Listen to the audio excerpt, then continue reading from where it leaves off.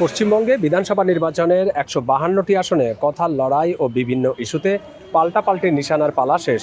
এবার ভোটারদের উপর নির্ধারণ করছে তৃণমূল, বিজেপি সহ অন্যান্য রাজনৈতিক দলের ভাগ্য। বৃহস্পতিবার প্রথম দফায় রাজ্যের এসব আসনে ভোট অনুষ্ঠিত হবে। এ দফায় দেশটির উত্তর ও দক্ষিণবঙ্গের রাজ্যগুলিতে ভোটের লড়াইয়ে নামছে জোড়াফুল ও পদ্মশিপির। রয়েছে অনেক বিস্তীর্ণ এলাকার ভোট গ্রহণও। ভোটের আগে সব ধরনের প্রস্তুতি শেষ করে এনেছে নির্বাচন কমিশন। কেন্দ্রে কেন্দ্রে পাঠানো হচ্ছে নির্বাচনী সরঞ্জাম। ভোট গ্রহণ সুষ্ঠু করতে মোতায়েন করা হয়েছে কয়েক হাজার কেন্দ্রীয় বাহিনীর সদস্য। এছাড়াও প্রতিটি কেন্দ্রের ভেতরে ও বাইরে থাকবে অন্তত 2টি ক্যামেরা এবং ওয়েবকাস্টিং সফটওয়্যার। প্রতিটি বুথ থেকে ওয়েবকাস্টিং করা হবে।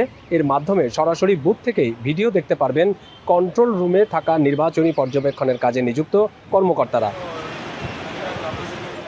বৃহস্পতিবার রাজ্যের ৪৪,৩৭৮টি ভোট কেন্দ্রে স্থানীয় সময় সকাল ৭টা থেকে সন্ধ্যা ৬টা পর্যন্ত ভোট চলবে।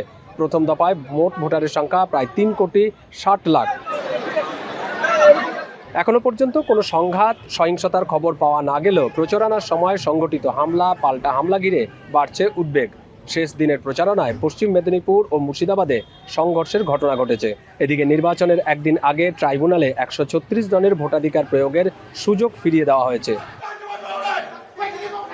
দীপক দেবনাথ, এখন, কলকাতা।